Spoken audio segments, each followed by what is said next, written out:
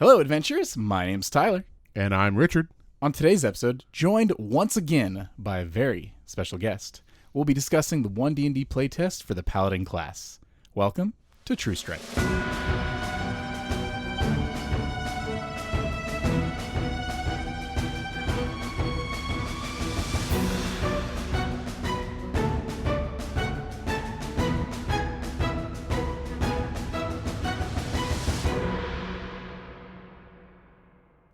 Welcome back, everyone. We are talking about Paladins today, and we have our special guest back, Garrett. Say hi to everyone, Garrett. Hi to everyone, Garrett. Was that a bad joke? Welcome back to the show. No, that's the level we come at with our. That's the level of dad joke that we all strive to be. Hey, I love it. I'm here for it. So yeah, today we are talking about the base class of Paladin, which got its rework in the UA. So yeah, I haven't played a Paladin before. Everybody else in this group has probably played a Paladin before. So I don't have as much input on this as I do, say, Druids, because I like them and they're fun and I play them. But I think Paladins are pretty cool. They're pretty neat little priests with swords and shields and heavy armor. Pretty neat little priests. Yeah, they're priests now. Right, they are. You're not wrong. Yeah. I didn't make the word. This is WotC. They're priests. Sure. So yeah, we'll just jump right into it. Paladins. One of the first changes that we got to it is our lay on hands, which I noticed one of the first things there, used to cure poison, but not disease. Does this mean disease is gone completely? We haven't seen it referenced in the UAs, right? So it seems like it's gone now? Yeah, I noticed the Paladin doesn't even have immunity to it anymore. So I think you might be right. Yeah, so I thought that was kind of interesting. That was like the first thing that jumped out at me. Show of hands, how many times have you ever had a disease pop up in your game before? I know this is an audio medium, so no one can see the hands go up and down, but... I've never played a bard. Have you ever diseased me in a game? I don't think you've ever diseased me. I know you have never diseased me. Right, so that's the thing, is they removed it probably because nobody ever used them. Or maybe they did it because diseases were so easy to get around anyway, that maybe they were like, if we're going to use diseases, maybe more people should be affected by them. Okay. Oh, so that diseases now might be so terrible that nobody's immune. Oh, maybe that's what it just is. wrecking havoc. Yeah. Right? Maybe they have to actually commit those greater restorations instead of just having a paladin say, nope, never mind, you don't have a disease anymore. Well, I guess we'll see if diseases pop back up. But it does appear to not be referenced so far as we can see. So I guess we'll have to wait and see what they do. Next thing we have on the list is Divine Smite at level 2. Looks like it got a little bit of a buff there. Real quick, not that I want to take your show over at all, but how is it that you mentioned Lay on Hands as a first level change and not the fact that Paladins get spellcasting at first level now? Oh, because I don't play a Paladin.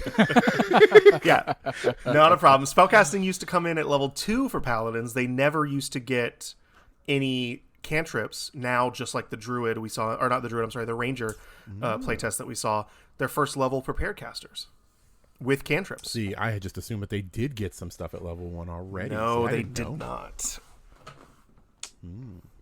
Yeah, I mean, this is a big. Well, that seems like change. a buff to me. It's a big change for, Yeah. for Ranger and for Paladin.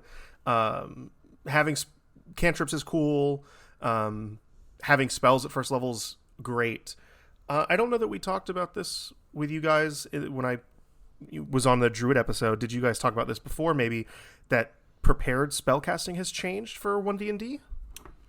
We did mention it during our recap episode. Yeah, we talked about it in our first episode. Perfect. For the UA. Yeah. Yeah. So, yeah, obviously that seems is like changed that's as across well. the board. Exactly, yeah. So, I don't know. I think that first level spells for Paladins are interesting. It's very interesting. I don't know. I've never played a first level Paladin with spellcasting, so I don't know what the big differences are going to be. Having cantrips is really cool, but ultimately I think it's going to be... is great, yep. Yeah, I think it's going to be really cool to see what type of utility that brings. even if I'm not sure the ranger, or sorry, not the ranger, the paladin needed utility because it was already pretty good at what it did. Richard, you were talking about the divine smites. Now, we also noticed that you can now smite on unarmed strikes and ranged weapon attacks, which is cool. You can finally be that long-range smiter. Yeah, I thought it looked pretty cool. They also removed the max for the D8, the cap that was on it before. Like how many D8s? You're right. Yeah, right. how many D8s you can do. It's not crazy. Like, you can't go nuts like I had thought you could when I first read this. I was like, oh my god, no cap. Well, paladins being, half casters, sure. But yeah, no, it's not insane, but definitely there are instances now where you can go past the previous cap, which was 5d8s and 68 versus undead. So now you can go a little bit higher than that, depending on what your builds are and what you're doing. So I thought that was kind of cool. No. I see here that they can't crit on the smite anymore, or I don't like it. I want to do big damage. Shocking the paladin player doesn't like that you can't crit anymore. It makes me sad.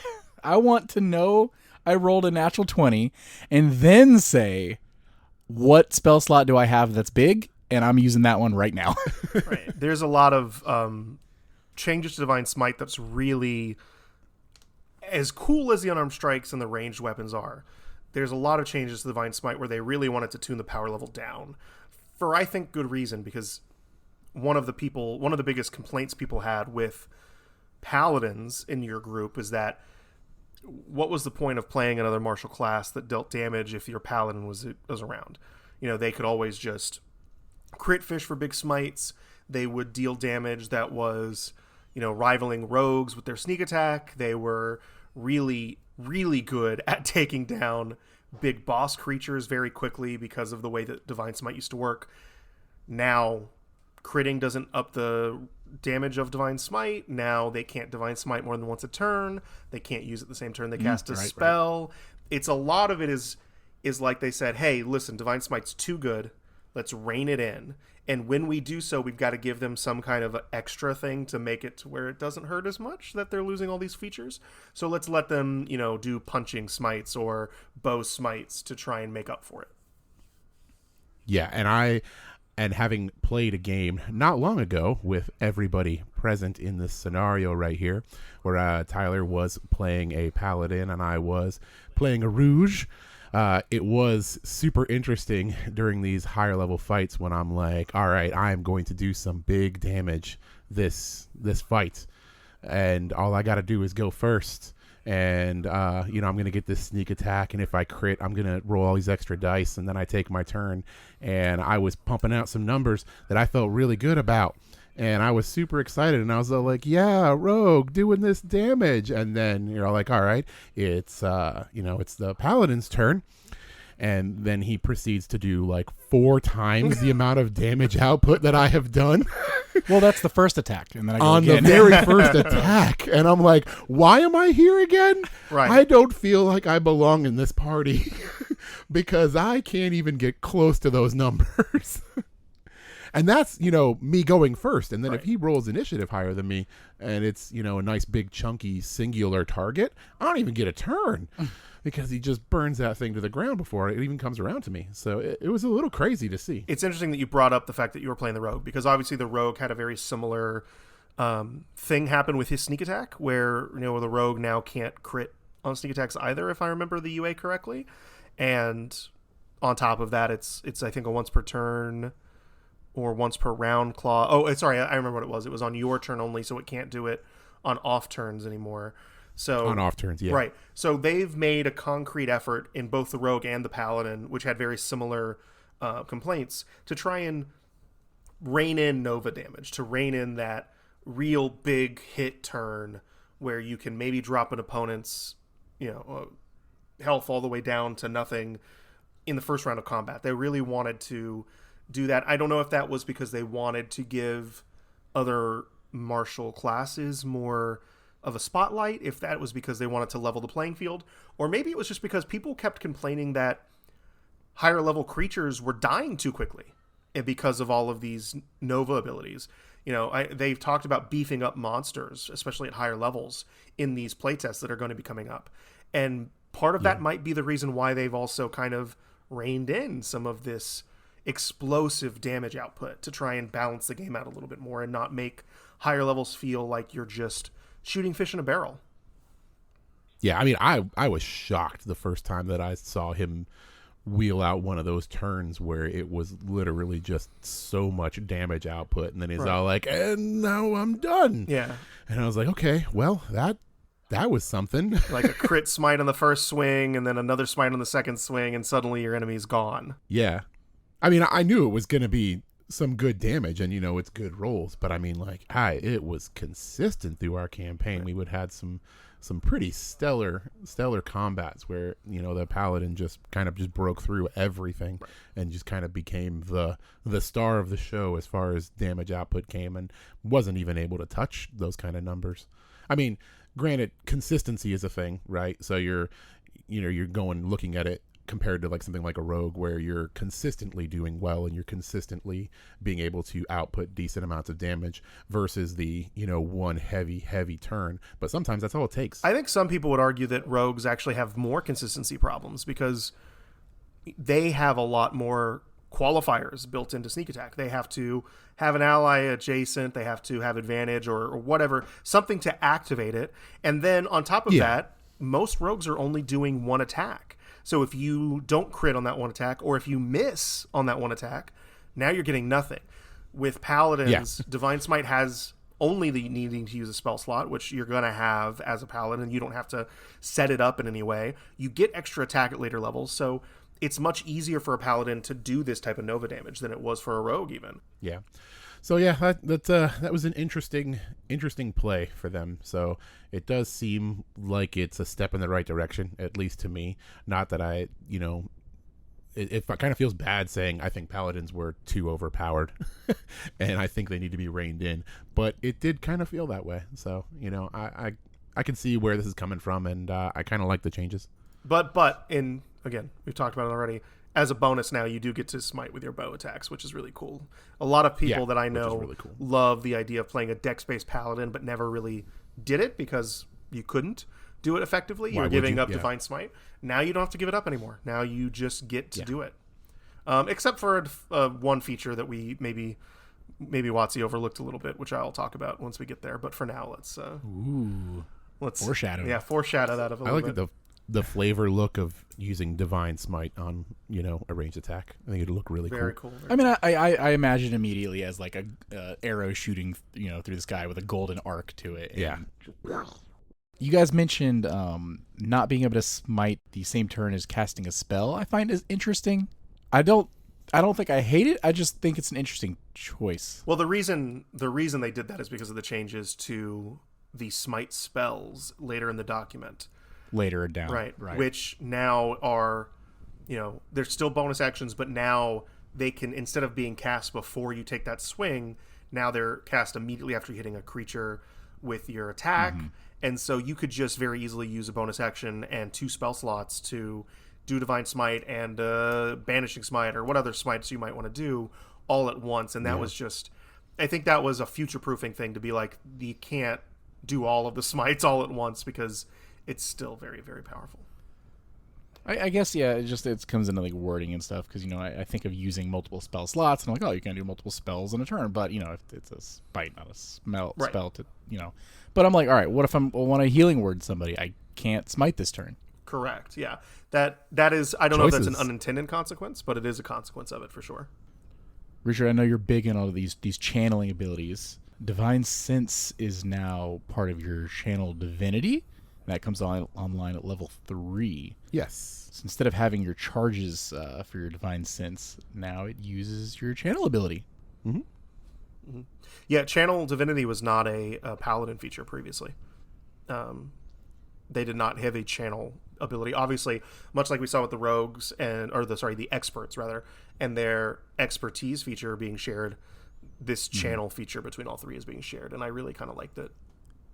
It's basically just the same features that the classes were getting anyway, but now it's being kind of like codified a little bit more. It's a little bit more they're formalized. consolidated in these Exactly. little brackets. Yeah. It's just making things more streamlined again. Yeah. And like you mentioned with the experts, Yeah. Also, Divine Sense. I know it comes on later, but it's just better now. It's straight got buffed. through walls and everything, right? And like, Right. what is it, like 10 minutes or something like that? Yeah, I mean it's 10 minutes. Yeah, it's 10 minutes instead of one action, which is obviously better. And then before when you use Divine Sense, it would only sense these creature types if they weren't behind total cover, which basically meant if you could see them. Now you just sense them. So now if you're using this to scout out a dungeon and you want to know if there's fiends behind the door that you're about to break down, you can use this feature and you can find that out. Through the walls into another room, all that. So you got 60 feet. Right. You can just sense them, which is really cool. It's very, very cool. Overall, better. Next thing I have on here is Find Steed, auto prepped at level 5. That was that thing that I said that I wrote neat next to, which I thought was kind of cool. And you had mentioned on our last episode, Garrett, that you had some thoughts and opinions on some cool changes to the steed you can find. I do have thoughts and opinions on the change with the Find Steed, specifically about the customization ability that they have within the actual stat block itself, and how you could apply that to things like the Druid or maybe the Ranger's Beastmaster stat blocks that we're going to see for whenever that subclass gets play tested. But if I'm going to take a little bit of a side detour here, I actually want to talk about Find Steed in relation to something different here, and how I love the idea of your Holy Knight on a steed. Obviously, Find Steed is a great spell for them, and I love the new version of it where you can kind of have a Hellish mount, so you could be riding a Nightmare, or you can have a Celestial mount if you want to ride like a Pegasus, or maybe you're riding a Unicorn if you want to ride a Fey mount. All of that sounds really cool, right? Mm-hmm. Here's the problem that I have with Faithful Steed, or more correctly, here's the problem with what I have that with the way that spells and spell lists are done right now, right? And I'm sure many people have had this problem. Find Steed used to only be on the Paladin list. You could only get it if you were a Paladin or if you were like a Bard and you stole it with magical secrets and that kind of stuff. Now, it's on the Divine casting list, right? Because there are no more class lists. Now it's just 3 lists, Primal, Divine, and Arcane, and people pick from them with various regularities based on the schools that you can pick or whatever the case may be. Right, grouping the spells together into these lists that you could say, you get a spell from this Divine list. Right. So, but here's the problem with that. Paladins are no longer the best class for Find Steed. In fact, they're arguably the worst class that get access to Find Steed. Instead now, Cleric is a way better Paladin in a way, at least when it comes to using your steed, because they get access to Find Steed. It is on the Divine spell list, right? And when you look at Divine Steed, the spell that is presented here in this playtest, it gets bonuses based on the level of the spell used to cast it. Mm-hmm. That's cool. Great. The problem that you have is that this iconic Paladin spell, right, is a 2nd level spell that clerics now get access to way sooner, right? The Paladin doesn't get 2nd level spells until 5th level. Clerics get them at 3rd. Not only that, right, your Otherworldly Steed only gets a fly speed if it's 4th level or higher that you use on your spell level. That's great for a cleric because they get 4th level spells starting at 7th level. That's bad for a Paladin because they don't get it until 13th. 13th. Yeah. So you can have your cleric almost a full 7 levels sooner flying around on a Pegasus while your Paladin's just on a little dinky horse. Like, I wish I could be flying. Like, this is a Paladin spell. It should be better for Paladins. It shouldn't be as good for the cleric. So that's my one major gripe right now with this spell, is it's just better for clerics. It doesn't make any sense. I think that they either need to do one of two things. Either Find Steed should just not be a spell at all, and it should be a Paladin class feature. You could just completely replace their 5th level feature with just the rules for Find Steed and take it away from the other classes. Find Steed. Right. Or if you're gonna let Find Steed be on the Druid or the Cleric spell list, that's fine. You need to rewrite the spell so that it doesn't get better with spell levels, right? Take away the fly speed for 4th level or higher spell slots. Just give it a flat hit point. Give it a flat armor class. Don't give it modulating numbers. Yeah, that way you're not upcasting it to be better. Exactly. Give it a regular stat block with no modifications, and then take all those modifications and put them into the Cleric or to the Paladin feature, right? Instead of them all being in the stat block, make Faithful Steed at 5th level say, when you cast Find Steed, you can replace your, maybe that's what it is. Maybe Find Steed just uses a generic horse stat block, right? Generic horse stat block that they can print in there. There's no cool bonus action spells stuff, no Fell Gaze, no Healing Touch, no Face Step, none of that stuff. Take all that away. Just Everybody give them gets a horse. Just give them a generic horse, and then take all of those bonuses and just build it into the 5th level Paladin feature. Whenever you cast Find Steed, instead of summoning a horse, you can summon an otherworldly steed, and then there's where that stat block is. They need to do something like that. I think it's more likely they'll walk it back doesn't... and just keep for Paladins, because I think that's the more likely scenario there, that they would just walk it back and then just make it a 5th level ability, not a spell. Right. I think that's true too. I don't necessarily have any problem with, allowing clerics or bards or whoever has access to it to be able to just magically summon a horse. That's fine. There's got to be something special for the Paladin, and right now there's nothing special for them other than the fact that they get it for free. Yeah. I don't like it, but I also wouldn't be surprised if they didn't change this one. I guess we'll see how much of a stink players make on the feedback. Which is to say, if you're listening to this, make a stink. Please make a stink. Yeah. Because it's also, we haven't even talked about this yet. Clerics also get all these smite spells. So in some ways, they get to do the smite better too. Now, the caveat here is that as a base class, cleric doesn't get extra attack. So theoretically speaking, right, your Paladin is going to be able to use these smite spells better in melee because they have extra attack, so they're going to do more damage. If your cleric is only doing one of these smite spells in a melee attack, they're probably wasting a turn when they could be doing Sunbeam or any of these other abilities. Yeah, they could be doing something much better than that, I think. Right, exactly. Yeah. So that is a less of a concern for me, but really this Find Steed thing needs to be fixed. All right, so you got your orders, everyone. Make a stink, fix Faithful Steed. Yes, exactly. Also, before we get too far in advance, I don't think you have this on your notes. Fighting style, we didn't talk about a lot here because it's pretty much the same in terms of where it pops up on the Paladin class progression. But there's a big difference here that I really need them to. I love the change, but I need them to go and retroactively apply this to the Ranger, because previously you could only choose between 4 fighting styles if you were a Paladin: defense, dueling, great weapon fighting, or protection. More options were added for Tasha's Cauldron of Everything, but those were the 4 base, right? Now it suggests that you take the defense feat, but you can take any of them. You can be you could take archery as your fighting style. You can take 2-weapon fighting as your fighting style. All of these things that they didn't previously have access to, they now get. So if you're going to keep that for the Paladin, let's go back to the Ranger and give them the same features, because Ranger still got only like 2 or 3 choices. Open it up to all of them. There's no reason why we shouldn't be able to have a 2-weapon fighting, or like a 2-handed, like a great weapon fighting, Ranger. Like, who cares? It's a strength Ranger. Let it happen.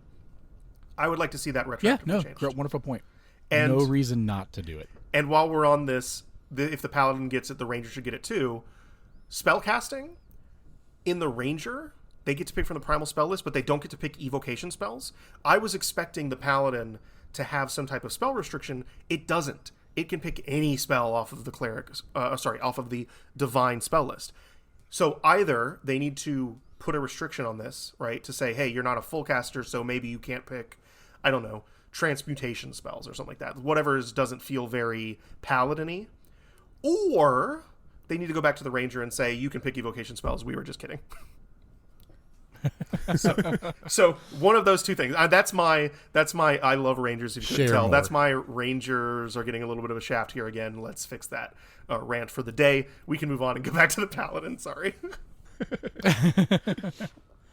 Just to touch on it also, it looks like some abilities have been moved around a little bit. Auras don't come online for a bit longer. I'm not big on that, just because, not a lot of campaigns run past like level 10 or so. So give me my auras sooner. I want them at level 1. I want to just buff everybody's, saving throw at level 1. No failed saves. That's my rant. Screw the DM. Screw the DM. Well, okay. We've got level 9 Abjure foes now. I would like to point out that aura protection only is 1 level later, so you're not waiting that much longer. Yeah, that's only 1. I think he's more looking at it Aura of Courage. Feels like which is 3 centuries. Levels, so depending who's running your game, one level could be 6 months. Sure. Aura's definitely got pushed back a little bit. As a DM, I'm okay with this because auras are by far the best paladin ability. Like, I know people love smite and big damage. Yes. Auras are objectively problematic. If we're talking about just in terms of a passive feature that doesn't use any sort of resource, is just always on and just causes issues when it comes to building encounters, especially for auras that like Aura of Courage with the frightened condition thing. All of that is just so very powerful. So, and on top of that, they also made the auras better in many ways. Like, for example, there is in the 5th edition version of Aura Protection, right? Their primary one that gives them saving throw bonuses. It says at the very end of the feature, you must be conscious to grant this bonus. That's not here in the playtest. You can have an unconscious paladin still giving auras of protection out. I'm still inspired even though he's on the ground. No, I mean, the aura's helping yourself on your death saving throw. Actually true. That is also true. It does help you with your... Oh my god, it helps you with your death saves. I didn't even think about that. That's a little nuts. I think I even asked you that once in one of our campaigns when I was playing the Paladin. I was like, does this apply? And you're like, you're not conscious. You must be conscious. No. But you know what? If you were playing a ONE DND Paladin, it would have applied right now, which is kind of nuts. Would have been fine. So let me ask a little bit of a discussion question really quick before we go any farther. With Druid, you guys had kind of reframed my mind on, this new version of Druid as a whole rework into like this new kind of Druid, which I'm okay with. I came out actually a little more accepting of the changes and looking forward to potentially playing a Druid. Now with Paladin, you've gone from this Nova Master. You come in here with your shining sword on your gallant steed, and you're ready to just take down the big bad and maybe a couple swings. Where now maybe that's a little dampened, a little brought in, but you're also pushing the aura out a bit. So are you, if you're not the Nova Master, are you the tank, the team protector? The auras felt like a cool way to just, like you said, passively help everybody all the time. What is the new role of the Paladin if you're not just the high damage dealer? I don't think you have to look at the UA as a redefining of roles. I think that it just so happened to happen that way with something like the Druid. And I don't know, I feel like that's not the purpose of this UA for Paladins, is not to redefine their role in any way, shape, or form. It's to reel them in a little bit and make them less problematic for specific games. What would you say is their role, though? I think they could still fill that role. I mean, you're only pushing the aura protection back by 1 level. Sure, but so right. You're not the Nova dealer. Are you the team support? Oh no, I think you could still you still have the damage output. It's still here. It's just kind of nerfed a little bit. So nerfed a lot. I think that you could still be team support. You could still be tanky.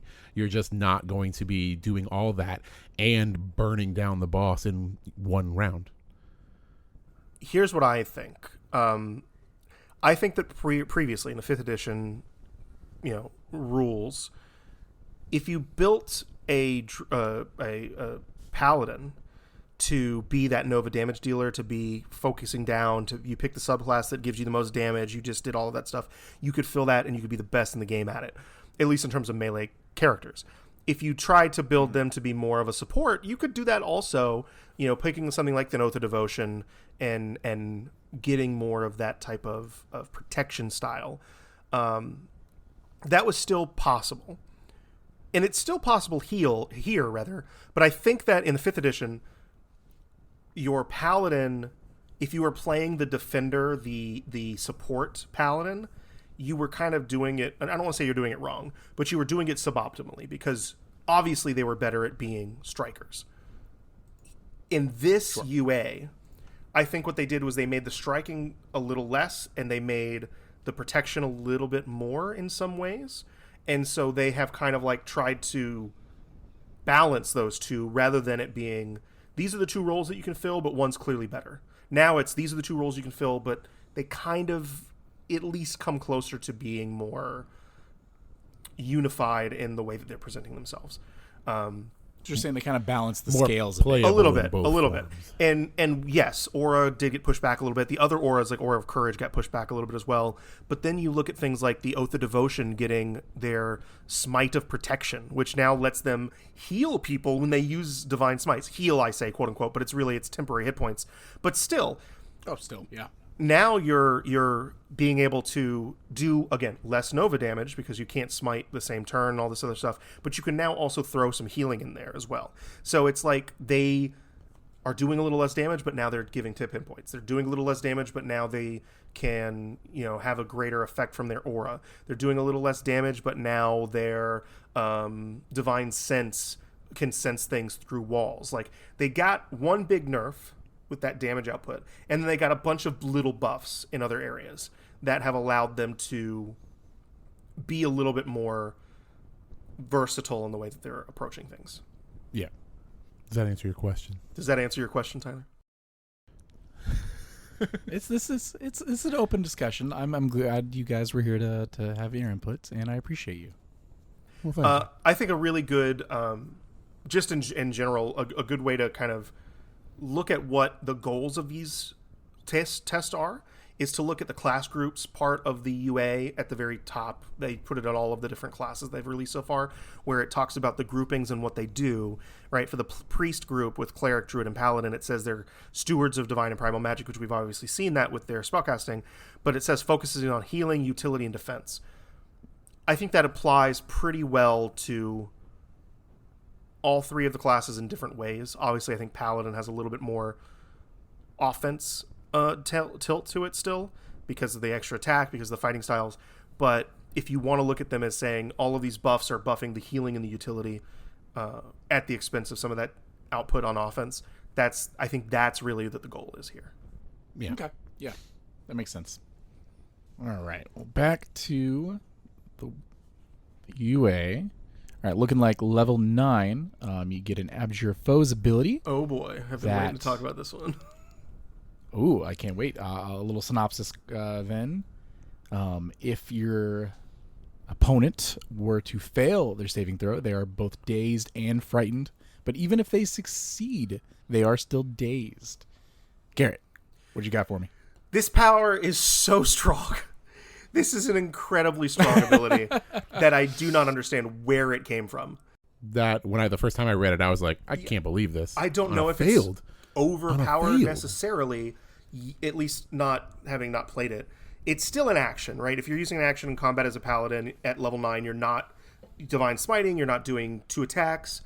But if you hit, 4 creatures with this, and they all become dazed, that is an incredibly powerful feature because of the way that this new dazed condition, I don't know if we've gone over this before, dazed is a new condition in ONE DND that essentially is the same as slow from the slowed spell, right? Where you can't take a movement and an action in the same turn, you have to pick one, and you can't use bonus actions, you can't use reactions. That is strong. It's really strong. And if your paladin goes first in a combat and the enemies don't have sufficient ranged weapons, or maybe their range is just not anywhere near as good as their melee strengths, right? And you walk in there and you just daze them all, right? Even if they fail, even if they succeed all of these saves, they still can't move closer to you and attack, right? Or they can only attack from range and they can't move. They become sitting ducks. It's an incredibly strong power. Incredibly strong. Yeah, I mean, you're using that channel divinity, but I mean, it seems worth it. Like, why would you not use this 100% ability? Use this. 100% would use this. It's so good, especially at level 9. You're looking at having 4 channel divinities available to you, so that's crazy. And I think this fits in that camp of support. This is setting them up so your allies can knock them down. And on top of that too, this is just for any creatures. This isn't like a turn undead feature that only affects undead or whatever. This affects any creature. You are facing an ancient dragon, they're dazed. They don't get to not be dazed. Like, right. Even if they succeed, they're dazed. They're still dazed. Yeah, right. It's just a free daze no matter what. Legendary action be. I don't think. I do not see this staying as it sits. No, I can't see this is something that I don't think we have to go too far into it because I don't think it's going to stick. I think that this is going to be something that they are going to change. I think it's too powerful, even at level 9. Like, it's taking you a while to get there, but once you're there, it's insane. I think it's going to change. Look, Richard, you took away my crits on my smites. Let me have something. No. I love the idea of this as a feature for what they want it to do. I just think that it's a little too strong. Yeah, it just needs to be real daze. If they want it just to be an automatic daze, that's fine. But then, like, it needs to only affect humanoids, or it needs to only affect creatures that have, like, a certain health or a certain CR. It makes a lot of sense for a crowd control ability. It doesn't make a lot of sense for you to just automatically daze a legendary creature with no chance of them avoiding it. That is a little much. Yeah. And I think that's one of the things they probably didn't think about. Right. Maybe it only dazes creatures that don't have legendary actions or something like that. Or maybe there's just going to be a lot of... Maybe, and to be fair, obviously this is a new condition. Maybe every dragon in the game that they print is going to be immune to dazed. Oh, right? Immune to dazed. You know what? I'm betting that's how they go with this. But here's the thing about that, is that because dazed is a new condition and they haven't released any monsters for ONE DND yet, if you try and playtest this, all the creatures are going to get dazed. So, that's the thing. Is like when me and Tyler were talking about doing this. Yeah, when we were talking about doing this, we were talking about doing. Eventually, we wanted to do short actual plays, kind of using some of these abilities in game. This is the exact kind of thing that we had in mind when we were talking about doing this, because it makes it hard to playtest into context. Yeah, exactly. You can put it into context and really show where this is broken and why it's broken in its current set. And I do think that this was kind of an accidental overpower, which is why I think they're going to walk it back. Right. I think it was, I mean, and again, I don't think they're going to maybe that there's going to be so many creatures in the new monster manual that are just immune to dazed, and so maybe they think dazed doesn't matter as much. That might be the case. Yeah, we just don't have the context. Yeah, the context we have right now, it just seems really strong. So yeah, that's a thing. Yeah. I want to point out one mistake that I've seen. We talked about the mistake in the Druid episode with Wild Shape and how you lose all your features, including the ones that make Wild Shape better. Here's a mistake in Radiant Strikes at 11th level. This is a feature that is replacing the Paladin's improved Divine Smite, strike, right? Yeah. Which basically gives them a D8 of radiant damage on any hit that they make. That kind of does the same thing here, except it doesn't include unarmed strikes when we just included unarmed strikes in Divine Smite. So that seems like an oversight. Yeah, and it probably is. That's probably just an oversight on their part. Love the feature. It worked in 5th edition. It works here. Just throw an unarmed strike, please. Yeah. Don't take away the Punch Paladin. Don't take away Punch Paladins from us. Next thing we got on the list is level 15 restoring touch instead of level 14. Biggest thing here is it costs now. So you're expending hit points from your healing pool of lay on hands to remove your conditions. You can't just remove them. You have to pay for it. You got to put coins in the slot. Right. I have no problem with this. Ultimately, I do think that with certain subclasses, or certain classes rather, especially things like Druid and Paladin, which obviously we talked about in this one UA already, there's just too many resources to track for some of these things, right? So tying things into resources together makes a lot more sense. That already existed. Right. Yeah, it makes more sense. Because previously Paladin had spell slots, it had Cleansing Touch, it had Lay on Hands, it had Divine Sense, it had, all of these. That's just 4 features. We haven't even. I'm sure there's other ones that. Divine. Well, it's spell slot still, but still, all of these features that now are tracking different pools of uses. We don't need all of that. Start putting them together. Which is why I like Divine Sense becoming, a channel option. It's why I like Restoring Touch being a Lay on Hands upgrade. It just makes more sense to me. We've got Divine Conduits at level 18, which is whenever you roll initiative, you regain your use of Channel Divinity. Yep. That's cool. Yeah, the level 18 features are replacing a lot of the level 20 features that we've seen. Paladin didn't have a level 20 feature, at least not traditionally speaking, because they had subclasses of features at level 20. Their level 20 feature is getting moved all the way up to 14, which is really, really big jump. So they had to add basically this new feature at level 18 to just to have something here. But since we're kind of talking about this capstone thing already, can we just go ahead and talk about Holy Nimbus and how amazing the new Oath of Devotion capstone is? We can. Yeah, well, man, that's the next thing on here is the Perfect. Oath revamps. So all of the Oaths previously got their last feature at level 20, right? Right. Paladin subclasses now, because they're trying to make all subclasses the same 4 levels for all classes instead of the same progression, instead of each of them having different, unique, sometimes very strangely designed progressions. Because of that, people who got really late subclass features like the Paladins now get them 6 levels earlier, which is a huge jump. And you would think if you're taking a level 20 feature and making it a level 14 feature, you got to see really, really heavy nerfs. Except that they didn't. Except that they, in many ways, buffed it. Which, to be fair, it needed. So the Holy Nimbus feature in 5th edition for Devotion Paladins was an action to activate an aura that lasts for a minute, shed bright light, it shed dim light as well.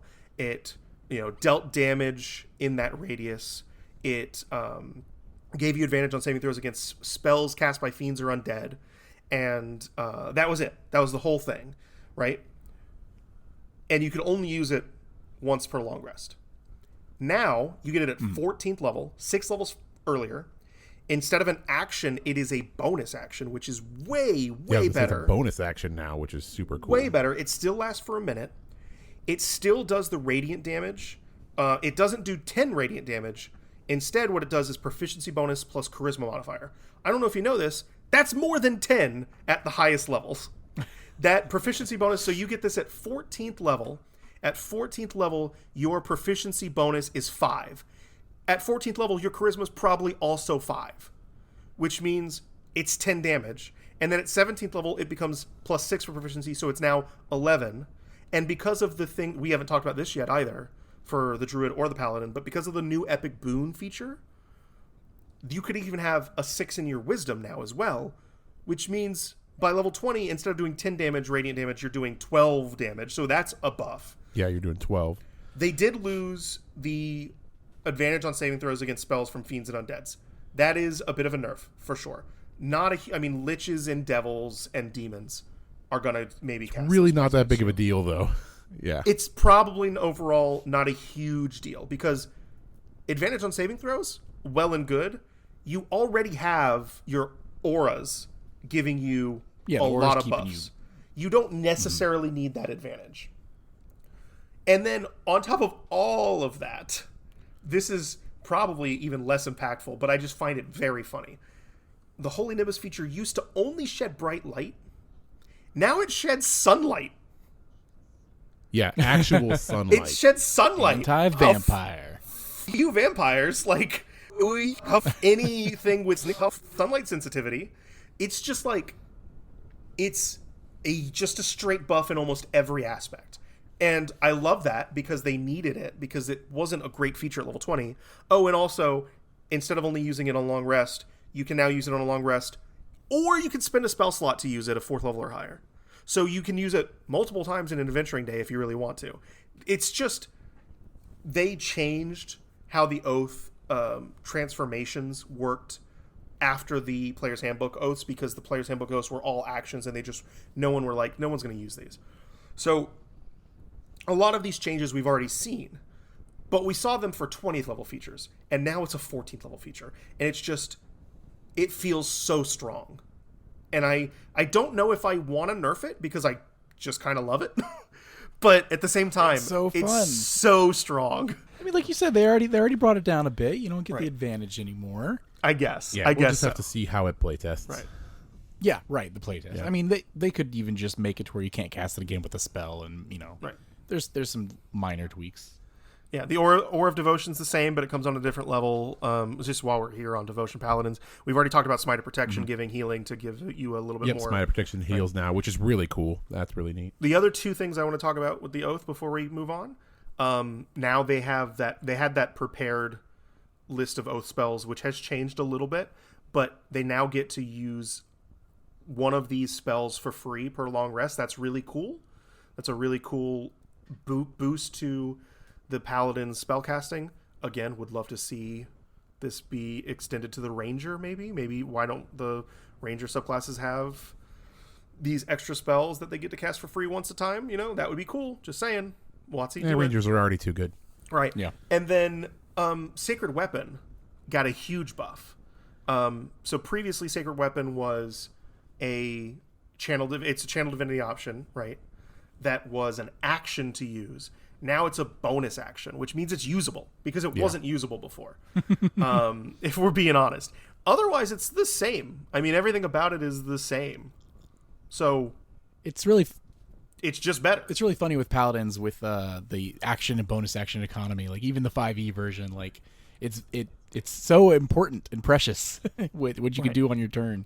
So things actually being moved around like this is great to see.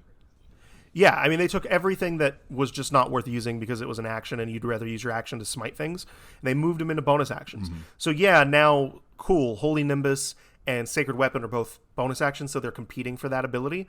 But you know what? Who cares? They're both awesome, and now I can use them both. Yep. So, I mean, I'm down for that. Like, that's just... it's just like... We talked all about how the core class of the Paladin got this Nova nerf so that it could get, some more utility buffs. And then we go to the Oath of Devotion, and they're like, oh, but Sacred Weapon and Holy Nimbus are now here, so be better. Like, it's very cool. Now, we're talking some high-level play here, too, but still. Sure. Well, Sacred Weapon's at 3rd level, but yes, for Holy Nimbus, we're talking about high-level play for sure. Holy Nimbus, yeah. Yeah, for sure. But again, I love the changes.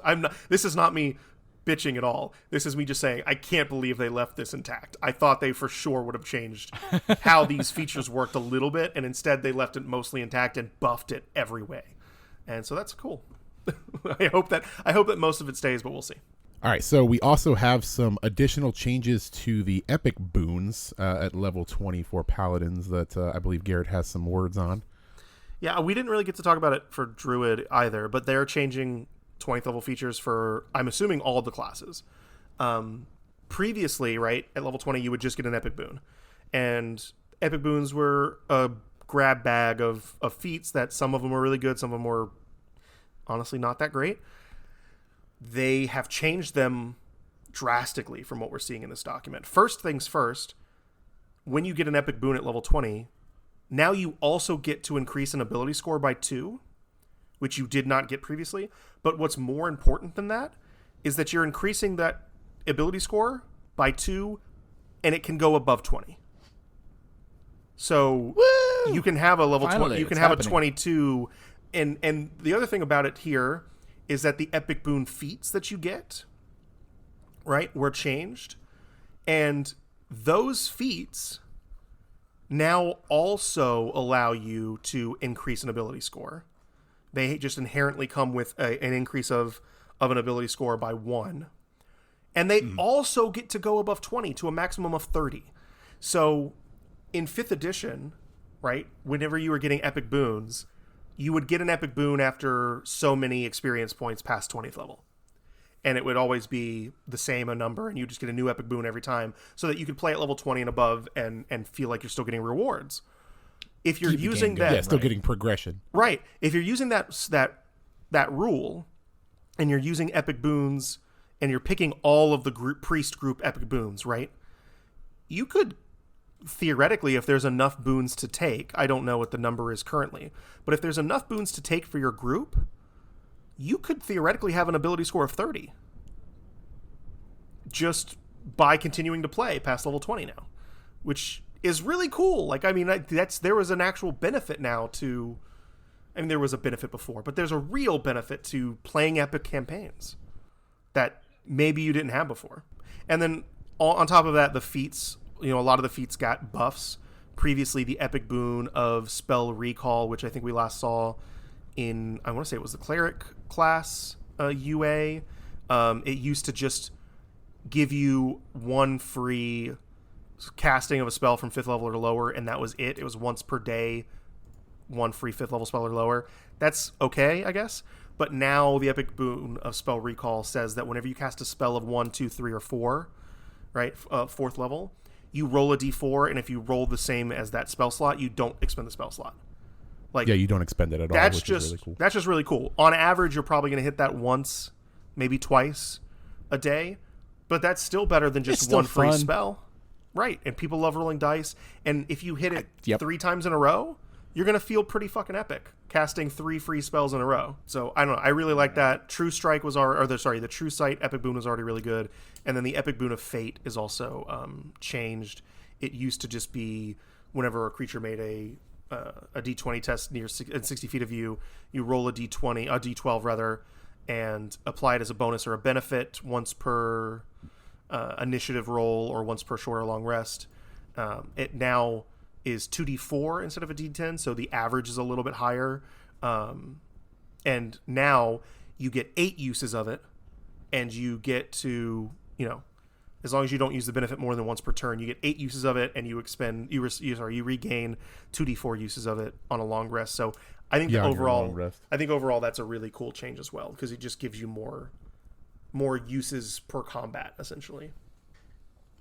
Yeah. So I don't know. I really like epic boons. I want to see a lot of the older epic boons for the expert class, specifically that UA. I want to see those get changed up to try and match the spell level here. And I just think it's really cool that at level 20 now we can have 22 or 24 or whatever in your highest stat if you're taking this epic boon. Yeah. Yeah, more reasons to keep playing high level games. 100%. Getting over to I was looking at some of the smites here. The Glimmering Smite seems freaking awesome. Fairy Fire? It's literally just single target Fairy Fire. I love it. Yep, that's good. Banishing Smite saw an improvement as well, which is kind of cool now. Basically, you don't have the HP cap for it to proc for transporting somebody to another dimension, so that's fun. Fun is fun. Yeah, I think all the smites are really improved overall. Yeah, the smites in general are a lot better. Yeah, I like that the casting time has changed to after being hit with a weapon, so that you don't have to precast it. Most of them do pretty much the same thing that they did previously, but they just get small word changes or just more clean language, which I like. Banishing Smite, I think, has the same problem that the new Banishment spell has, because now they just get to roll a save at the end of every turn, which, Banishment previously banished them for the full time you concentrated. Now you can just banish them. Yeah, you got to keep it. Now you just banish them, and they might randomly pop back up at any time because they might succeed a save. It's more likely than not that they're going to succeed 1 out of the 10 saves they're going to make before the end of your concentration. I don't love that change for that or Banishing Smite. I would like to see that maybe reverted. I get that maybe there's a balancing issue of if they're fighting one big creature and you banish it, now the fight's all of a sudden over. You should change that in a way that's not punishing the player, right? The player gets punished if you change Banishment or Banishing Smite to where it ruins that type of encounter. What you should do is just make encounter building rules say, don't make those encounters. Don't make encounters with one creature that doesn't have any support. You're fighting 5 other people or 4 other people, however many people are in a party. Your boss monster should have minions around. And if your boss monster gets banished, the minion should be able to attack the person that banished it and try and make them drop concentration. That should be how the encounter is approached, not by making the banishing spells nigh unplayable. I think they're going to keep it the way that it is now, yeah. If they do, I don't think they're worth using. I think they're leaning towards the I'm going to take this baddie out of the fight for a couple rounds. Yeah. If that's the case, then just change the duration, maybe. Like, I mean, that would make more sense. Well, there's dice rolling. There's luck to it. Yeah, there's a luck component. It could be longer. Yeah. Could be longer, could not be. And I think that's why they're going to keep it like that. Yeah, but it's just I get what you're saying, but as a DM, right? I would never or even as a player, I would never want to take a banishing spell if that's how this is going to work, because it's going to feel really bad if I spend a 5th level spell slot as a paladin, which is one of my highest level spell slots. It's my highest level spell slot to banishing smite something, and the only thing that happens is they're gone for half a round, and then they immediately make their save. You know, what if they go the turn? Like, what if in the turn order dice. they go right after you? Right, you hit them, you banish them, and then they start their turn, and boof, they're back. Oh shit! Yeah, that did very little. Like, that's the only thing. It feels bad in the moment. Feels so bad. So does missing an attack on a turn. I don't have it here on my list. Do they make the save at the beginning or the end of their turn? It's at the end. I mean, I guess so. That is the end. Okay, so at the minimum, you've taken away their turn. Yeah, they're taking away their turn, which is a win. I still like it. Well, but here's the thing, right? No, go ahead. Yeah, 5th level for and again, we don't have the full context because we don't have this class in UA yet, right? But 5th level banishment spell or banishing smite spell, whatever, to maybe get 1 turn of I guess maybe to get 1 turn of the bad guy not attacking you because they immediately pop back into place. That's fine, but what if I was going to do that, I'd just play a monk and stun them every turn, because then I guarantee that they're going to lock down for a whole round. You know what I mean? Speaking of monk, I'm really, and like you said, we don't have it yet. I'm waiting to see what happens with Stunning Strike. Oh, I'm sure Stunning Strike's going to go away. An issue. Yeah. I'm sure Stunning Strike's going to go away. But in the context that we have currently, I would rather, instead of banish them, I would rather, if I'm a wizard, put them in a globe of invulnerability. They can't do anything to me. Sure. Right? Put them in a force cage. Like, banishment is not the spell that I would have pointed to and say, this needs a nerf. Right? There are way more spells that I think that could have used this type of change. Banishment and Banishing Smite, not the ones I would have chosen. That's my main point. Yeah, we'll see. Spare the Dying is next on our list. It is no longer just a stabilization spell. It is a straight up picks your target up to 1 HP spell now. I love it and I hate this. I like this a lot. Just because I didn't really like Spare the Dying before. Didn't really use Spare the Dying before all that much. No one thought it was did. neat before. I mean, no it one was did. neat, but why would you do that when you could just cast Healing Word from Because across you don't the have room? a spell slot. You just boop. You're like, hey, don't die. Yeah, I know. I'm just saying that in most cases, I'm looking for a way to get back up to 1 HP. Here's the thing. And this is what does it. Spare the Dying before. Yes, Tyler, you're correct. You say you don't have a spell slot, so you Spare the Dying. I don't know if you've ever played a game with people. Obviously you have, because I've played games with you. Resource Never management. played a game with people. Right. It's always been just me. Resource management, right? Especially for RPG players. How many times have you ever gone through an entire playthrough, a co-op playthrough of a video game or a D&D campaign, and at the end of the campaign, you're done, you finished, and you look through all of your items and you say, look at all these potions and scrolls I never used because I thought maybe I'd need to use them. Never used. Oh, I for sure, like the campaign that I was a paladin, and I ended that game with inspiration that I'm pretty sure I had for like from the 8 beginning sessions. From the beginning.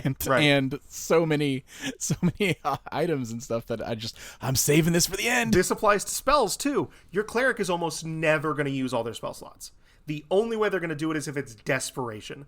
Most campaigns aren't going to run that heavy, like run that hard. So Spare the Dying just never got used because almost every time somebody had one last level spell slot for a healing word, or they had one last point of lay on hands, or they had one last this or one last that. So I like this Spare the Dying change because at least now Spare the Dying is relevant, right? If you want to pick somebody up, but you don't want to use your lay on hands feature, you don't want to use a healing word to do it because you're right next to them, or because you're out of combat, this now makes a lot more sense to me. It's not going to be used that much in combat because why would you do this when you could just healing word somebody and not use an action? So it's just and not have to be right there next to them. It's strictly a, oh my god, we just barely got out of this fight. There's one of our party members is down and dying, but you know what? It's okay. We can walk over there, use a quick Spare the Dying, and we're good to go. It's not a lot of combat utility. It's mostly just for right after the fight. I'm totally fine with this change. It's just bringing the spell back into relevancy is really what it is. And if you're really desperate, I mean, going to see real play. If you're really desperate, you can use it in the middle of combat, but then you're wasting a whole action. Your cleric or your paladin is wasting a whole action to do this. Whatever. That's fine. Yeah. And by the way, if listeners, if you haven't noticed, we've kind of started moving out of Paladin more into some general changes. Towards the end of this UA. We're at the end of the UA, so we're just looking at some of the more generalized changes. Which, to be fair, all apply to the Paladin because they're all spells on the Paladin spell list. Absolutely. So far. Right. Paladins can become exhausted. Yeah, Exhausted saw a huge overhaul, which I actually like a lot. It's so much better now. I think Exhaustion is much cleaner now. So much better It is so much easier to understand. Actually implement. You don't have to go reference your Exhaustion Excel spreadsheet anymore. It's just very simple now. I like it. I think it was necessary. Glad it's happened. Yeah, I agree with that. One point I will make about it, we don't need to hammer the point home too much. One point I will make about it, though, is that this, even if they don't, which I think they will, even if they don't change the Berserker Barbarian, this makes the Berserker so much better just off the idea that Exhaustion no longer really, really hurts that much, right? You're subtracting... Yeah, it hurts in a different way now. Right. You're subtracting one off of your D20 rolls for every Exhaustion level, which is a big thing if you're using it over and over and over again. But, previously, the first time you become exhausted, you have disadvantage on ability checks. The second time your speed is halved. That really nerfs any combat abilities, right? Yep. That you might have as a barbarian, where you would only ever want to use it once, maybe twice a day if you're really desperate, but really only once. Now, assuming Berserker doesn't change and Exhaustion's still the drawback of going into a frenzy, it's more manageable. Yes, you're losing a little bit of, on your attack rolls, which kind of sucks. But I would rather take a -1 to an attack roll where I already have probably a really good bonus to it, or a -2 even, than lose half my speed and maybe not even be able to run up to the creature I want to hit. So yeah. Right. So I like the Exhaust Edition. It's good. Well, we've got a lot of outlines for actions now, which are, I guess, a more push to streamline this game for new players. So it makes it a little less confusing on what you have as far as options. This is one of those weird things that's not really necessary for, I would say, veteran players, to tell them like, oh, you have the option to influence someone or to search or to study, and then give you relevant checks that you would make towards that.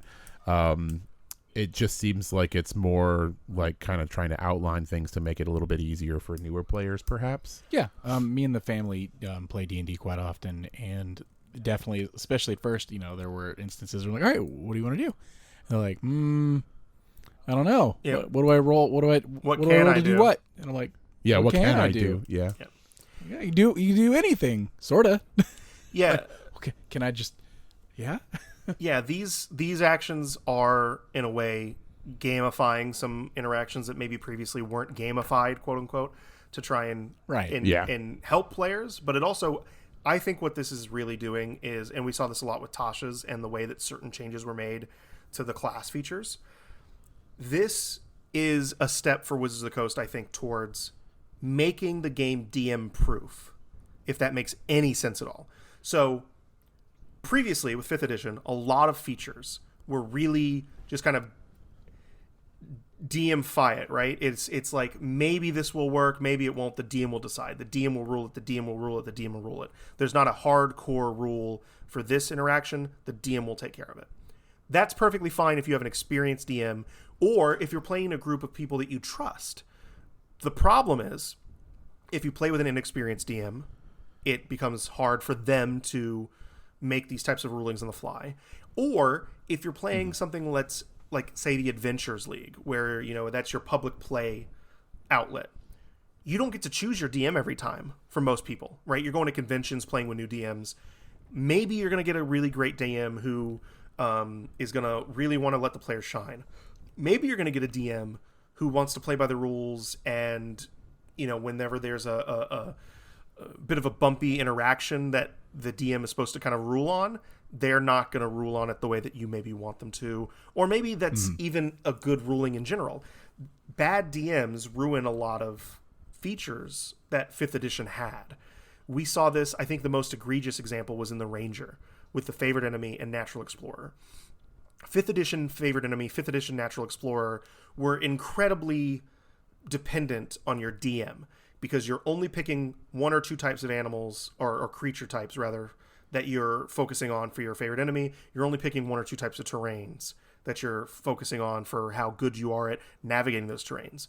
That's all well and good, but if you come into a game and say, I'm a forest ranger, and then your campaign is all in a desert, you're screwed, right? Or if it starts in a forest and then your DM immediately moves it to the coast and never changes. Like, that type of interaction between certain game rules that were player-facing and the necessity of a good DM to facilitate those rules to let the player shine caused a lot of strife. And that's the reason why those features got replaced with other features for the Ranger that were more gamey, right? That's the same with this. Your influence action. This is, you know, telling everybody that, no, you can't just persuade or intimidate every creature that you meet. Here are the rules for why you can't do that. You know, this is it's setting the expectations, and it's making sure that the DM and the player both have a rule that they can reference, so that way they can say, go back to. That way they can say, you know, this is what I want to do, here's how it works in the rules, rather than saying, this is what I want to do, and the DM saying, well, there's not a rule for that, so you can't do it. This is just trying to protect the DM and the players from each other in that way. And that's true of all of these. It's not a bad thing at all. Not at all. It's, you know, just an addition to the game, which I think is helpful. Addition, clarification. Yeah, exactly. Yep. So I know one thing we've always ruled the table. You know, you get a player. Oh, can I do non-lethal damage? Can I just knock this person unconscious? They've got some rules here for you can knock someone unconscious with a melee attack, but if it's magic or ranged, you're gonna hurt them. You can't just choose to knock them unconscious. But speaking of being unconscious, there is a separation between the dying condition and the unconscious condition, where now it looks like when you go down, when you drop to 0 hit points, you are dying and you're making your death saves. And then if you succeed your 3 death saves, you are no longer dying. You go up to 1 hit point, but you are still unconscious. Now, if you get a natural 20 while you're making your death saves, you get 1 hit point, you're back up. Get your natural 1, your 2 failed death saves. You know, fail 3, you're dead. But I thought that was interesting that you go to unconscious with 1 hit point so that certain spells and things can affect you now that you have a hit point. Yeah. Yeah, I really don't necessarily get this change all that much. They're kind of the same. Like, previously when you were, you know, unconscious but stable is what I guess a lot of people called it, when you were not dying, quote unquote, in the older edition of the game. It's basically the same thing here. All they've done is take one rule, you know, and split it into 2 different conditions. Maybe that's because... Well, I think that this might be without context again. Right. I think that this is another one of those things that we're going to see come into play in further UAs. So I think this is just like the tip of the iceberg for this. Yep, and that's what I was getting at with the whole, you are at 1 hit point, sure, you're unconscious, but yes, what is going to be able to affect you since you are at that 1 hit point? Yeah. So yeah, I think it's a little bit confusing right now. I think that's going to change. I think we're gonna have a lot more context, and I think we're gonna realize that they have a method to their madness on that. And maybe we're giving them too much credence. Maybe this is just dumb. We're just like, all right, Watsy, give us what you got. And at the end of the day, if it stays dying and unconscious, the game's not any worse for it. No, they just clarify it in their own way. More conditions, more clarification. Sure. Right. Yeah, I mean, it feels like there's nothing different here, but you're right. Maybe conditions are more important in the way that they're making rules for other classes. We'll see. We've got unarmed strike now, can damage, grapple, and shove. Yep. So instead of, I want to punch this dude, I want to grapple this guy, I want to shove. First, you make your unarmed strike, and then you choose the effect, essentially. Yeah, which I think is cool. So I like that. Simplification. So yeah, that's how it worked in prior UAs. I think it changed in this one, if I'm correct. I need to go and check unarmed strike, I guess. But previously it was when you hit them, you just switch between them. But now I think rather it's back to kind of the old way of you can either make an attack roll for damage or force them to make a saving throw against grappling or shoving. The difference primarily between this and the 5th edition version is that previously it was a skill check. It was a conflicting skill check of your athletics versus their athletics or acrobatics.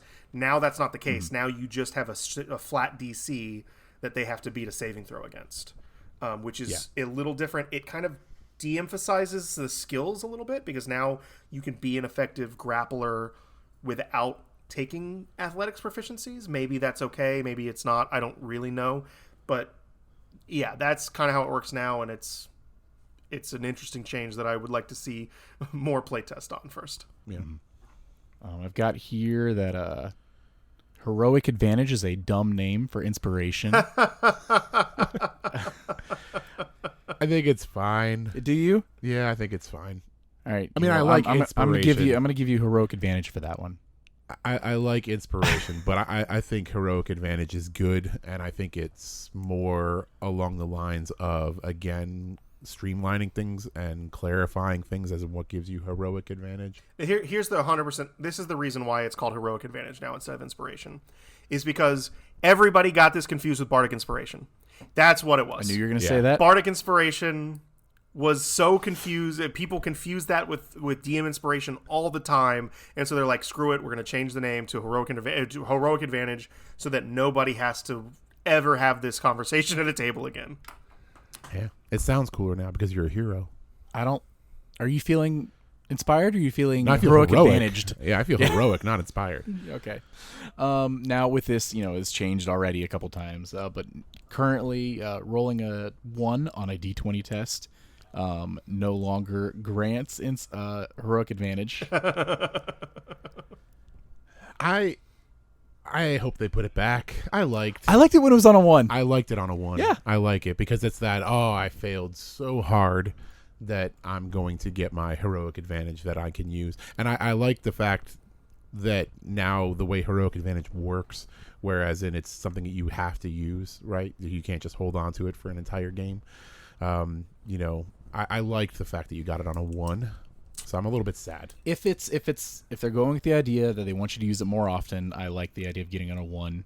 If it's something you can hold on to and hoard for the rest of the game, I think that changes. If you're hoarding it, if you can hold it, then it makes a little more sense. But if this whole having to use it or lose it kind of a situation, I really thought it was a lot of fun to get it on a level 1. So I'm sad. Right, and I don't recall if this was from a previous UA or not, Garrett. You will know, probably. But it also appears that gaining heroic advantage, if you already have it, you can choose to give it to a player that does not currently have it. Mm-hmm. Do you know if that was previously listed? I believe it was mentioned in one of the previous ones. I don't know off the top of my head, but. I'm sorry, I don't want to make this even longer than I have to, but I hated heroic advantage coming in on a 1. It just didn't make any sense to me. I mean, why in the world would something, a natural 1, a quote-unquote catastrophic failure, depending on whose table you're at, why would that inspire you? That would make me feel worse about myself. I thought it made no sense. Because it makes you want to It makes you want to succeed. Right. You are an adventurer. That's why you're doing this. It made more sense And- to me when it was gain a heroic intervention when you roll a 20, which is what it was. I hate that. Oh, first I ones. thought that was horrible. That's the worst. That's because the then worst, Your yeah. players that are rolling hot are going to keep Yeah, rolling you're just going hot. to keep rolling. That table's just going to still be on fire. Here's the reason why that's a good thing, right? If your player is rolling hot and they're rolling 20 after 20 after 20, and they've got a heroic advantage already, they can now use their natural 20 to give another player their heroic advantage. No, they're going to keep using the heroic advantage. Yeah, they're just going to getting keep natural using 20s. it to keep rolling. Yeah, I mean, maybe don't they know. are, I but feel I feel better on a 1. Mm-hmm. I've played enough games where people have hoarded advantage or inspiration, Well, that's because you could keep it forever. Right. But I mean, so there's nothing about this here that says you can't keep it between sessions or can't keep it over rests. You just have to only have one at a time. So if you have a player who's rolling a lot of natural 20s and they don't need, like, they're rolling so hot that they don't need to use advantage because they're already doing their cool thing.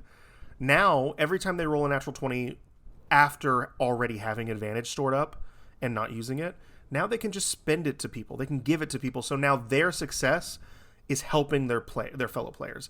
I think that's way cooler than I just fell flat on my face. Now all of a sudden I'm going to be better about it.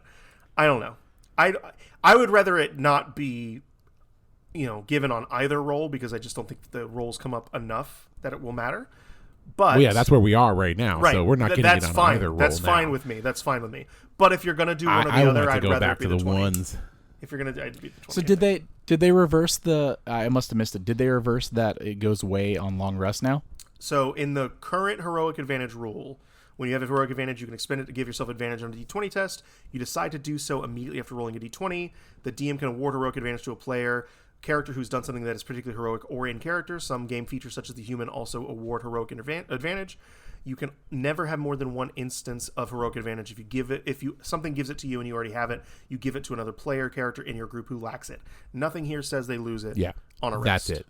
It's full stop now. Which they've Okay. in the last Right. UA, it was you lost it Right. on your long rest, and it appears that they took that away. Okay, I missed and that. now we're just back to the hoarding mentality. Right. I was just saying, Of heroic humans advantage. they're good. They're getting that Yeah. every day, but everyone else can hoard it. I really liked that. I liked where it was in the last UA, whereas you lost it on your rest and you got it on a 1.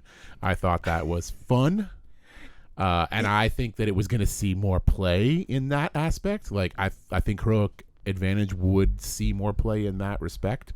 I think now we're back to heroic advantage being the way that it was before, which is I'm going to get it and I'm just going to hold it because I think I'm going to need it. And then we're at the end of the game and I still have it. Well, especially now that you can give it to someone else. Yeah, Because I run even into want to hold it instances- more now. Right, I've run into instances before where Garrett had given me advantage or inspiration at the time, and I'm like, oh, I already have inspiration. Yeah, and he's I like, got oh, it. okay, never mind. Yeah. But now I'm like, okay, hey Nif, you want this?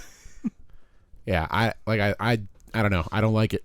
I think it was going to see more play in the previous, and I think it's back to the way Maybe it was. that is true. 100% could be true. Disappointed. I personally, little side tangent, to fix that issue, I'm currently running the Eberron campaign that I'm running, which is a 1 through 20 campaign. We're almost at the end of it. Mm-hmm. I use an alternate rule for inspiration because of that exact reason, because people kept hoarding it. So I really like what I've used since starting this campaign, which is at the beginning of each session, everybody gets what I call player advantage, which is one use of inspiration. I don't give any extra inspirations out, so every session you get one. This has made everybody use it almost every session because they know they only you get said one. you get it every session, right? Yeah, you get it And every session. and I made it a rule where if you have it, you can give it to someone else on their roll as well. So you start with one, you don't get to carry it over, and whenever you can expend it to give somebody else advantage on the roll. It doesn't have to just be for yourself. That made inspiration, quote unquote, so much better at the table. So I'm fine for a change. And that like sounds great. Yeah. Yeah, and that sounds great, and that's, I think that highlights the point here, which is you have that system that you're using because it currently sucks. Right now, we're back to where it was, where it currently is pretty much the same thing, with the only addition now that you can give it to somebody else. So we're back to having to devise a new situation into which using heroic advantage actually happens. And it's like I said, it's sad that you have to come up with that method because it's not good. I will say this, though. They have, if you go back to the character origins UA, obviously humans get inspiration for free whenever they do the rest. Yeah. Yep. I think that's a perfectly fine rule, because I don't think that just a free feat for a human is enough, especially since now feats are level locked. Well, yeah, since it's I for think everybody. that Yeah. I think that inspiration is a good tool for them. So I don't know that I want to give inspiration to everybody freely anyway. And on top of that, we have things like the musician feat, right, which is a part of the entertainer background now, which says when which you is finish, great. We talked about that in Right. our Bard one. Yeah. when you finish a short or long rest, you can give inspiration out to allies. So like, I want to see more of those features. I don't want to see more of, everyone gets advantage on or inspiration when they roll a 20 or a 1. I'd rather it be like inspiring leader does this now. Whenever you take a rest, you do a speech and everybody gets inspiration, or maybe there are spells that do it, or whatever the case may be. I want to see more rules like that. I want to see less just here's inspiration for free because you rolled poorly or rolled well type of deal. Sure, but yeah, and I like the direction you're going with it. Is as long as there's more ways for players to consistently get inspiration or heroic advantage without having to rely on their DM remembering to. I mean, I know when I started running games, there was just many sessions where I was like, dang, I should have given that player inspiration, and I just didn't think about it. Right. I mean, in my experience running games, inspiration was rarely given out for inspiring moments, and instead it was given out for really bad jokes. anytime you made the DM laugh, which is fine. right? Anytime you made the DM laugh, he gave you inspiration because he didn't know what else to do. It's fine, but it's obviously not what they intended, and Right. I'm okay with it changing. I just don't want to see it change so freely that it is just always present necessarily. Even though I just said I ran a whole campaign with it always present, it was fine, but it did lose a bit of like special meaning, right? Yeah. Sure. I don't think we're done with it in the UA. I think they're gonna flip flop. Probably on not. this Probably not. So many times. And I think they did natural 20 and the one because those are the easy ones. You can always remember one or the other. If you It's roll gonna be this, on 7 to the next UA. right? Stop. Yeah, anytime No. you roll a 7, Please you do get not. heroic Please advantage. do not. Let's not Yeah. be looking up. Well, it depends on what class you're playing. I'm putting that in the survey. So if you multi-class, it's actually multiple numbers you can roll. So you're gonna want to have an absurd moment where you're every single class possible. So no matter what, you're getting inspiration. you get inspiration on every roll. Yeah. So I I'm putting have this in the survey. Never disliked Yes. an idea more than I've disliked this idea. All right. Well, you guys have anything else you want to touch on before we leave? We actually wrap up this UA as a whole with the Paladin. I've got nothing. I think we did pretty good on that one. Garrett, any final words? I really like where the Paladin's at. I think there's a lot of potential in the Druid. There's a really good skeleton there. They need to make a few small changes, which we talked about. I'm really excited about these UAs. I think that mostly they're in the right direction. So, Yeah, I've been overall satisfied with the UAs. I like them a lot. I like the direction they're taking all these classes. Yeah. Overall, with the Druid, what's funny is I'm between these two. I'm most excited about the Druid. Yet I think the Druid needs the most tweaks between the two. for sure. And Paladin is in 5e. Paladin's my favorite class, even with have playing other classes and having players. I love Paladin. It doesn't mean, I guess, overall, like, I'm gonna like Paladin any less going forward. But I'm just so excited for these changes of these other classes that I just want to play them more. Yeah. And one thing that this has also made me really excited for is for UA's revisions of classes we've already seen. So the Druid and Paladins, the way that their channel abilities work, I think is going to be really cool when they apply that new kind of resource management system to the Cleric, because the Cleric had a bit of a problem with the way that its resources were being used. I think that the Ranger, a lot of what has happened in the Paladin should be applied to some of the Ranger stuff, which I've already mentioned. I can't wait to see that in a revision. The Bard I wasn't overly impressed with, but I think that there's, again, some resource management issues that they're starting to fix with the Paladin and Druid that maybe they're going to go back and change for the Bard. So like that kind of stuff where you can see it's a playtest. You can see that you can see they're learning. Right. You can see that the feedback is already influencing design. And so I can't wait for that feedback to then be retroactively given to the stuff we've already seen that maybe I didn't love as much, like the Bard. So that would be a really cool. No, I think it's going to be awesome. And I know you had mentioned last episode right off the top that you were going to be running a campaign using all of these test materials. I would love it if you could come on one day, if you didn't mind, maybe after you've been running that game for a couple months or so, and let us know how it's going. Maybe like a check-in, see. Yeah, how I think a everyone's check-in doing. would be a lot of fun, just so we could see exactly how these UA playtests work in a real-world environment, especially in their evolving form. Full-on campaign form, right? Yeah. Yes, absolutely. I will definitely be doing that. So we have a ranger and a druid who are in the party. Their characters already made. Both of them obviously using the ONE DND rules. We, like I said, we have a fighter and a barbarian who I think will be using the ONE DND rules because we probably won't start until after the April UA drop. So we should have 4 of the 5 people going full UA. Awesome. To start with. So Are they using the subclass included as well? not necessarily. So some of them I know have already chosen Okay. subclasses that are using. Basically, what I told them was if you're going to use an older subclass, I would like you to use the UA one. But if you want to use a subclass from something like Tasha's or later, because Tasha's kind of has a lot of these design influences, modern changes, right? right. You can totally use that. So my druid's probably going to play Wildfire Druid. I think that the barbarian is going to play the actually still unreleased. It was in UA the last time we saw it.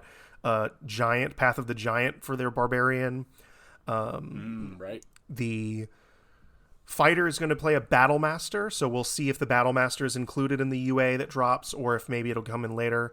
But so that's kind of what we're planning on currently. And so we'll see how it all goes. I don't know if the ranger is chosen, if she's going to be a hunter or not yet. So we'll see. Cool. Well, dang, even though I'm not in that game, I'm excited for it to start so I can hear about it. Hear how it goes. Yeah. I'm very, very excited. Can't wait. I've been planning this for years. So I am very excited to finally get it off the ground. Awesome. And not only playing it for years, but what cool timing to be able to theme it up with some of this playtest material. That's awesome. Exactly. Yep. As soon as the UA started dropping, I was like, well, now I have to do it because I need to have an excuse to playtest and do all of this stuff alongside this great campaign. So let's definitely do it. Well, thank you again so much, Garrett, for joining us on this episode. I know we've talked about putting this together for a bit, and I'm really excited we were able to get you on here. Yeah, I was happy we were able to make it work, and yeah, it was great. Thank you guys for having me. I love talking about D&D. I love talking about, the direction of the game, and so anytime you guys want me back on, you let me know. I'll be right here. That's what we do. Right. And I think we'd mentioned in the last one, or maybe we glossed over slightly, but Garrett is like our DM. He was mine and Richard's introduction to 5e, really. Yeah. I ran 2 or 3 campaigns for you guys, right? Let me see. Yeah. Sensei DM. Yeah. Oh, it was so fun. Thank you everyone for listening and checking this episode out. I know this is our longest one yet, but I hope you enjoyed it with a lot of good information and heritage. So, anyone else have any closing words? No, I think we're all set. All right. Thanks again, Garrett. Thank you, everyone else. I've been Tyler. And I've been Richard. And I've been Garrett. Yeah! Yeah. And we've been True Strike. I got it this time. Hey, adventurers. Thanks again for joining us today. Please be sure to give us a follow on your favorite podcasting platforms and YouTube. If there's any questions you'd like to write into the show, you can hit us up on Twitter or Instagram. New episodes release every Tuesday at 2 p.m. Eastern. Thank you for listening to True Strike.